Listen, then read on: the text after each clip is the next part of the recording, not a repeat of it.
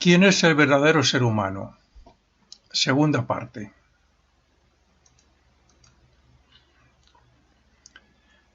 Quien lleve algún tiempo estudiando filosofía oculta y sepa meditar sobre lo que aquí se está exponiendo, siempre tendrá alguna duda sobre el porqué del Renacimiento. No voy a entrar en el origen del mismo en este artículo porque no quiero complicar el tema de la muerte del Renacimiento. Solo diré que tiene relación con lo que en la Biblia consta como la caída de la humanidad, del ser humano, la caída del hombre, en el pecado original. Esa es parte de la mucha simbología que consta en la Biblia, pero claro, con un aspecto simbólico mucho más profundo de lo que se dice respecto a la serpiente y la manzana. A ver, por dar una pequeña idea, o para que se entienda un poquito de lo que significa el pecado original, esa expulsión del paraíso, etc. El paraíso era el estado de conciencia interno de la humanidad antes de ser humanos, o sea, antes de que la humanidad se considerada humana por haber obtenido la mente y reconocerse como un ser individual autoconsciente, antes de eso teníamos la conciencia interna como los animales. El animal, por ejemplo un perro, no es consciente del mundo físico como nosotros. Su conciencia no está en el mundo físico, es interna. El perro no es consciente de la muerte de su cuerpo físico. Él no piensa, ay, pues me he quedado sin cuerpo físico, estoy fuera de él. Ni el animal es consciente de que tiene una enfermedad ni de nada de lo que le pasa. Es una vida que está utilizando un cuerpo físico, pero con una conciencia interna dentro de ese cuerpo físico. No es consciente de lo que hay fuera. Él no es consciente de que es un perro ni de que hay un mundo físico.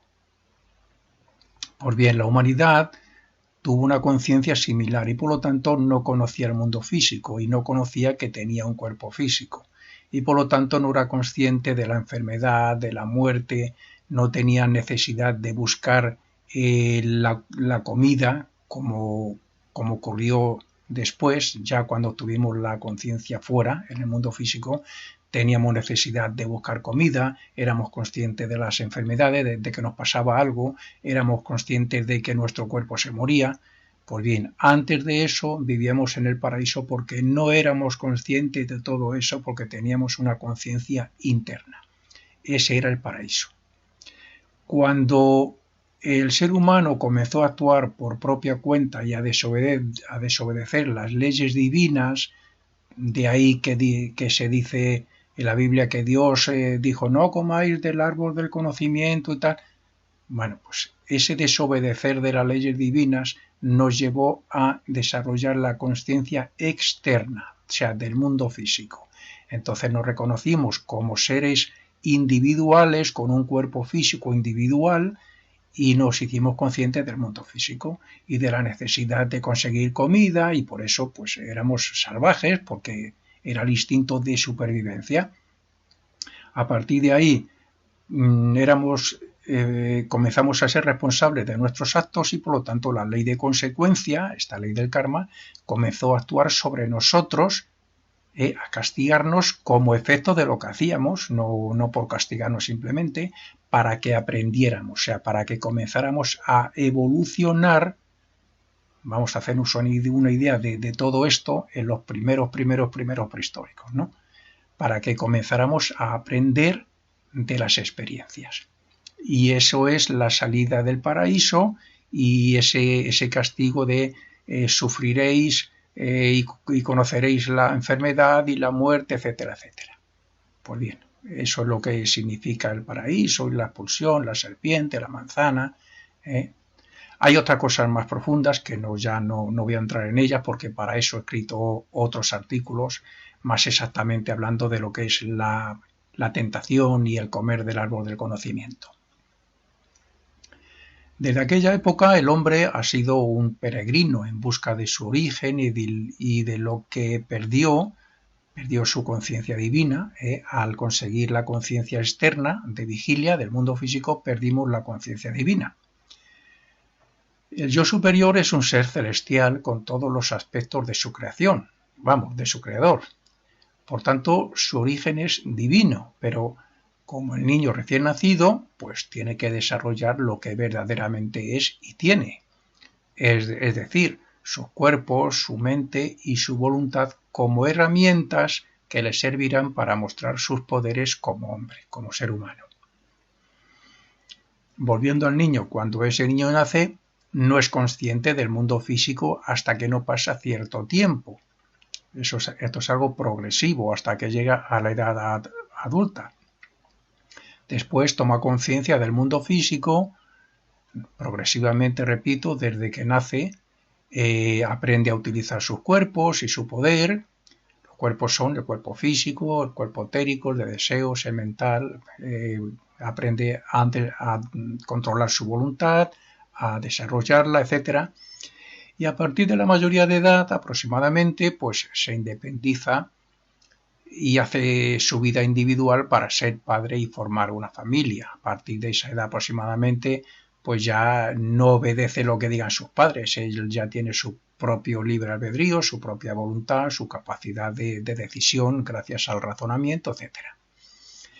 Pues lo mismo que ocurre es con la persona adulta, la humanidad pasó de una conciencia interna a una conciencia externa y a partir de ahí ha ido evolucionando progresivamente hasta pasar de aquel ser que vivía o actuaba dependiendo de eso, de un instinto más o menos salvaje, pues a ser la persona con gran capacidad de discernimiento que somos hoy.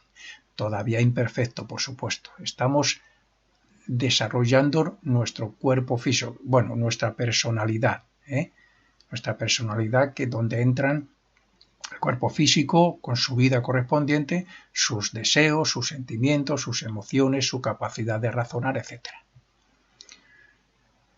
Bueno, pues algo parecido pasa con el ego, el yo superior. En determinada época nace, pero sin ser consciente aún del mundo físico.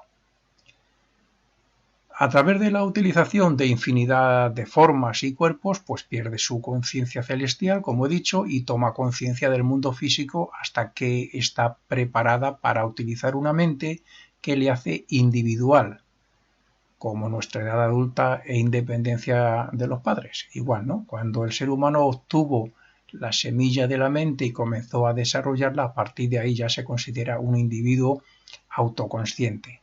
Y también ya le hace ser responsable de sus actos. A partir de ahí continuará su desarrollo vida tras vida, que es como decir día tras día, en nuestro caso como hombres, hasta que ese ego ya pues desarrolla sus poderes y adquiera sabiduría. Al ego también se le representa, según algunos ocultistas dicen, pues como un ángel de la guarda. Pero eso es a causa de las transformaciones que ha hecho la teología a partir de la verdadera enseñanza que dio Cristo. Es cierto que es responsable del mal y que debe procurar no caer en él, pero eso es precisamente porque es el ego. Lo que no sería justo es que un ángel pagara por el mal que nosotros hacemos sin tener ninguna culpa y sin haber cometido los errores de los cuales tenemos que aprender nosotros para poder evolucionar. Es el yo el que experimenta a través de sus cuerpos y es el yo quien tiene que recoger el beneficio de sus experiencias, extraer la quinta esencia espiritual de sus vidas, de cada renacimiento. Ningún ser superior puede hacernos santos si no hemos vivido, experimentado y sacrificado nuestras vidas voluntariamente para merecerlo. Si se hace así, entonces recibiremos los efectos en nuestro propio destino, pero nada que haga otro puede venir a nosotros. Por otro lado, nada de lo que haga otro, quiero decir que un santo no nos puede dar a nosotros nada de lo que es su propia santidad, porque es suya, la ha extraído él de sus experiencias, como tampoco un ser malvado nos puede pasar nada de su maldad, porque es suya propia, fruto de lo que ha hecho. Por otro lado, no olvidemos que la personalidad quien sufre aquí encarnada y es el ego quien cosecha el resultado espiritual o desarrollo de los cuerpos allí, eso lo hace allí en el mundo celestial, desde donde se manifiesta con su voluntad y como conciencia. El yo, en su origen, es como si la comparamos con un diamante en bruto, como decía Max Heindel, el cual en cada pasada con la piedra de esmerir o la pulidora, es decir, en cada vida, pues entonces ese diamante en bruto se le va desprendiendo, digamos, lo grosero, lo duro, lo feo, ¿no? Para dejar al descubierto su belleza. Eso es lo que está haciendo el ego, el yo superior. El cuerpo más desarrollado hoy, aunque todavía no perfecto, claro, es el cuerpo físico, porque estamos trabajando con él y en él de forma consciente en el mundo físico. En un futuro periodo, cuando pasemos al mundo etérico y tengamos la conciencia allí, seremos conscientes en ese cuerpo etérico y comenzaremos a desarrollarlo y a perfeccionarlo en ese mundo que es la contraparte del mundo físico, en ese mundo etérico, que es donde viven los ángeles, que tienen también cuerpos etéricos. Después de otro periodo más elevado seremos conscientes en el mundo de deseos y comenzaremos el trabajo sobre nuestro cuerpo de deseos para desarrollarle y perfeccionarle. Entonces trabajaremos con la materia de ese mundo, como estamos trabajando ahora con la materia física, con nuestro mundo, con nuestro cuerpo físico. Según vamos teniendo conciencia de los diferentes cuerpos a través de nuestra evolución, según ascendemos, cuando tengamos conciencia en el cuerpo etérico, porque lo estemos utilizando conscientemente, trabajaremos sobre él para perfeccionarle, pero también sobre el mundo etérico. Cuando estemos en el mundo de deseos, pues tendremos la conciencia en el cuerpo de deseos, trabajaremos sobre él para perfeccionarle y estaremos trabajando con la materia de ese mundo de deseos. Y así respecto a todos. Por último, desde nuestra evolución ya como personalidad, pues pasaremos a ser conscientes en el mundo del pensamiento, que están por encima del mundo de deseos, y donde seremos conscientes y trabajaremos por el desarrollo y por la perfección del cuerpo mental. Es decir, cuando el ego no necesite renacer más en cuerpo físico, continuará su evolución en los cuerpos pertenecientes a los planos superiores, donde perfeccionará los cuerpos superiores. Pero entonces ya no existirá el purgatorio para él, sino que sólo tendrá la perfección como meta y continuará auxiliando a los seres cuya evolución sea inferior a la suya, a modo de colaborar con los planes de Dios. La finalidad de la evolución y por tanto del renacimiento es hacer que la personalidad desarrolle sus cualidades y se purifique hasta poder identificarse con la naturaleza espiritual de su yo superior, a la vez que ésta la tiene bajo su control.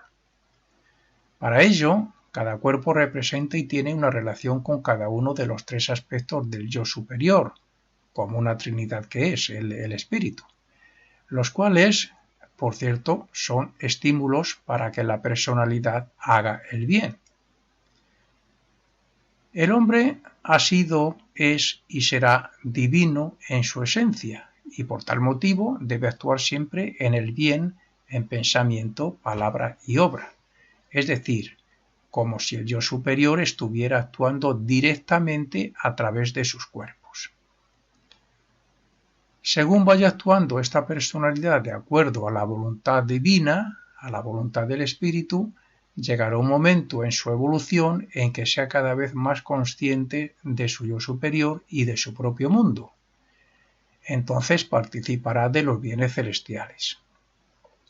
El yo superior con sus tres aspectos espirituales o tres poderes, influye y actúa en el hombre de tres formas diferentes. Dejando a un lado en que este triple espíritu, esta trinidad, está relacionada con los cuerpos inferiores, y dejando a un lado que de lo que se extrae, de esa esencia espiritual que se extrae, se va formando un alma para luego reunirse todo en ese espíritu triple, o ese triple espíritu, esa trinidad, el yo superior, con sus tres aspectos espirituales, influye y actúa en el hombre de tres formas diferentes. La primera sería como voluntad y como conciencia, que a su vez es causa o incentivo para la existencia y acción de la personalidad en el mundo físico y para abstraerse en el momento de la muerte del cuerpo. O sea, es la voluntad de vivir y experimentar para obtener un desarrollo evolutivo conectando la mente concreta con el cerebro físico, que es la manera de expresarse el espíritu aquí en el cuerpo físico, por medio de la mente y gracias al aspecto material que es el cerebro. Segunda sería como una esencia o una fuerza coherente que manifiesta toda una serie de deseos, sentimientos y características personales que diferencia a un hombre de otro por medio de su nota clave vibratoria particular, actuando mediante el cuerpo de deseos sobre el corazón. El hombre en su esencia, en cada renacimiento, es parte de un arquetipo que se crea allí donde está el ego, en el mundo del pensamiento, que tiene una nota vibratoria particular, una nota clave, que está relacionada con el cuerpo físico y en realidad también con todo lo que es la personalidad. Y bueno, y tercera pues sería como actividad y vida única que compenetra todas las pequeñas vidas, porque nosotros en realidad nuestro cuerpo está compuesto de átomos, moléculas, células, etcétera, que son millones y millones en cada órgano y parte del cuerpo físico y repercutiendo en su funcionamiento. Estas pequeñas vidas tienen su propia conciencia individual, pero dependen y están compenetradas por la vida y la conciencia del ego mismo, que nuestra vida, o sea, de la misma manera que nuestra vida depende y está compenetrada por la vida universal que procede de Dios. Todas esas partículas están evolucionando dentro de nuestro cuerpo gracias a nuestra vida y a nuestra conciencia, como nosotros estamos evolucionando en Dios gracias a su vida y a su conciencia. Y lo mismo que nosotros evolucionamos a través del cuerpo físico que contiene todo eso, nosotros estamos evolucionando como espíritus en esta expresión o manifestación de Dios que es el universo. Esta influencia se produce a través del bazo etérico del cuerpo vital o etérico. Bien, como ya analizaremos más adelante, el espíritu es una entidad espiritual compenetrada por una determinada vibración que le identifica con la obra de su creador, Dios, así como nuestros cuerpos tienen otra vibración que les identifica con nuestro verdadero yo, ese yo superior o ego.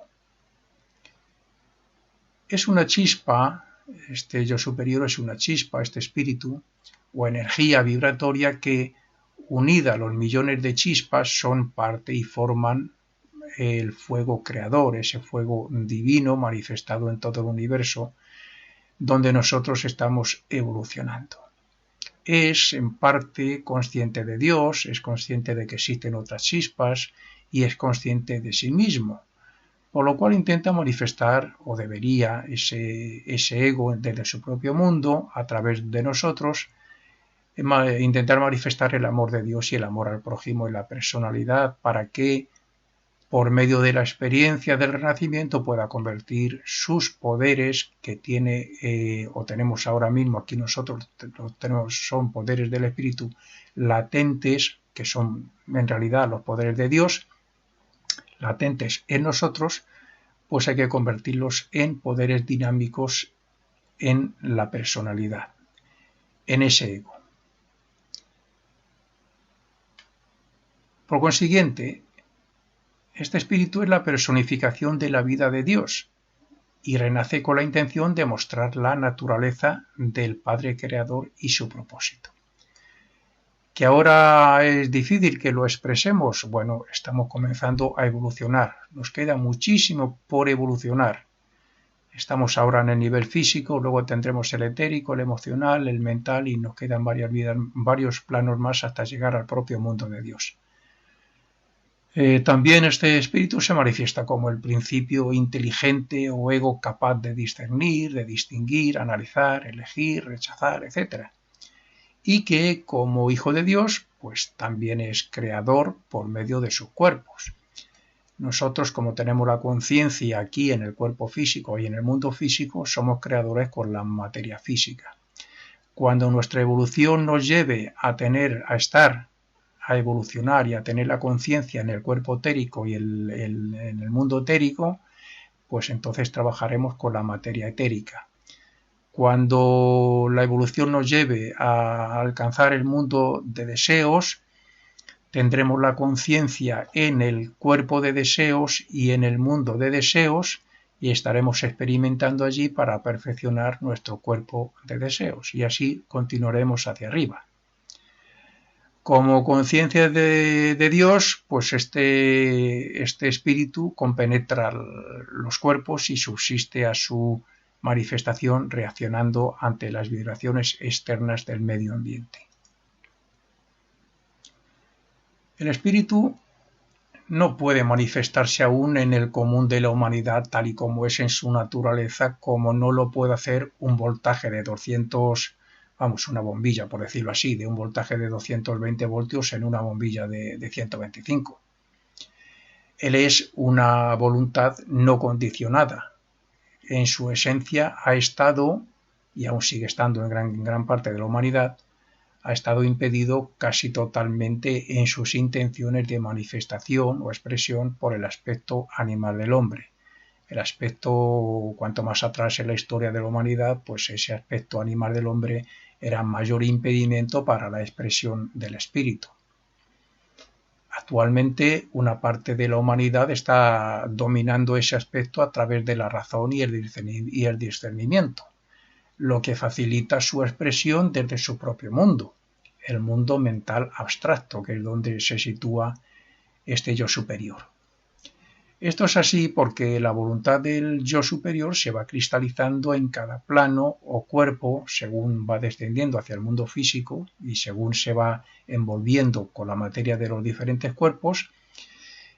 Decía que se va cristalizando en cada cuerpo donde desea expresarse o actuar, ralentizándose así su vibración y ocurriendo como efecto que en nosotros pues solo lo podemos reconocer principalmente como conciencia o como voluntad.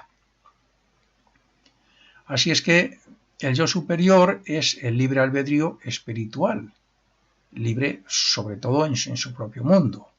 Aquí está bastante impedido desde la posición nuestra como personalidad, como personas, ¿no?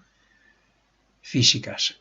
Es la voluntad que se debilita ante los deseos y pasiones, porque nuestros deseos, nuestras pasiones, nuestra verdad debilitan su voluntad, su intención de expresarse. También es la mente superior, sumergida en nuestra mente personal, concreta y objetiva, pero, sin embargo,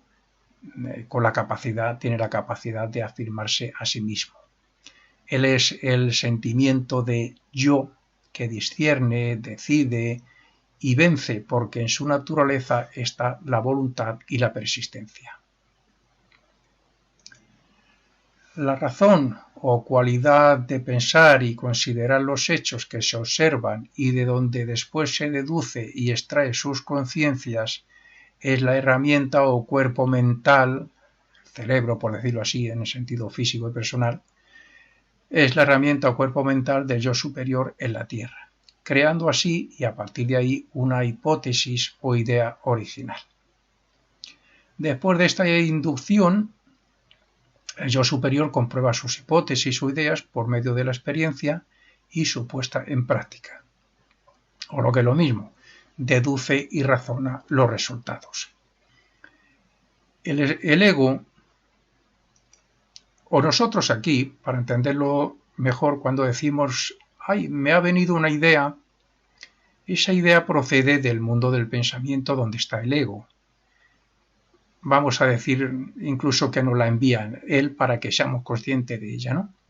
Pues bien, el inventor que tiene una idea de algo nuevo, ¿qué hace? Pues que coge la idea que procede del mundo de donde está su yo superior, le da unas cuantas vueltas con su mente razonadora, con su razón, y entonces hace una forma mental, hace una forma, imagina una forma de lo que él quiere crear a través de esa idea, gracias a esa idea.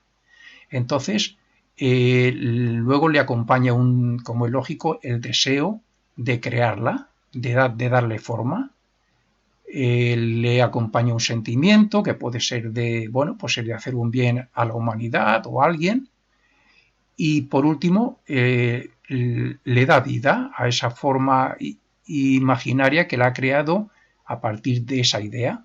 Imaginaros que, bueno, pues el primer ser humano que inventó, pues no que sé, una silla, o una silla de ruedas para beneficiar a los inválidos, a los que no pueden andar. Entonces le vino la idea, le dio forma con su mente concreta, ideó la silla, le dio vida a esa silla imaginaria y luego pasó a construirla físicamente. Pues eso es lo que está haciendo el ser humano, está en conexión con su ego y lo que hace aquí repercute en el ego, para bien o para mal, y por supuesto luego ya tendrá sus consecuencias en la próxima vida, buenas o malas. Esa conexión es lo que algunos llaman también, o llamamos intuición.